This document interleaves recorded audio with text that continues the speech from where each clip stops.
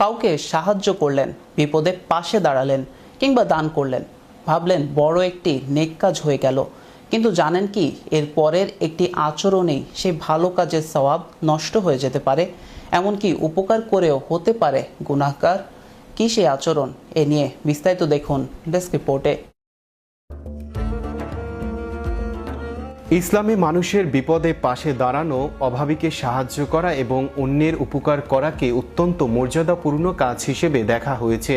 কিন্তু ভালো কাজ করার পর এমন কিছু আচরণ আছে যা সেই আমলের সওয়াব নষ্ট করে দিতে পারে। এর মধ্যে অন্যতম হলো উপকার করার পর তা মনে করিয়ে দিয়ে খোঁটা দেয়া এবং কষ্ট দেয়া। আল্লাহর সন্তুষ্টির জন্য কাউকে সাহায্য করলে সেই সাহায্যের বিনিময়ে মানুষের প্রশংসা বা স্বীকৃতি পাওয়ার আশা করা উচিত নয়, কারণ প্রকৃত দান হলো এমন দান যেখানে দেয়ার পরও দাতা নিজের উপকারের কথা মনে করিয়ে বেড়ান না।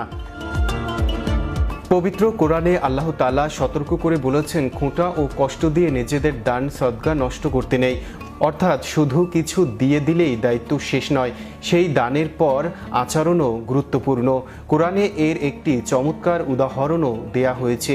এমন ব্যক্তির দানের তুলনা করা হয়েছে মসৃণ পাথরের সঙ্গে, যার উপর সামান্য মাটি জমে থাকে। দূর থেকে দেখে মনে হয় সেখানে হয়তো ফসল জন্মাবে, কিন্তু প্রবল বৃষ্টি হলে সেই মাটি ধুয়ে যায় এবং পাথরটি আবার পরিষ্কার হয়ে পড়ে।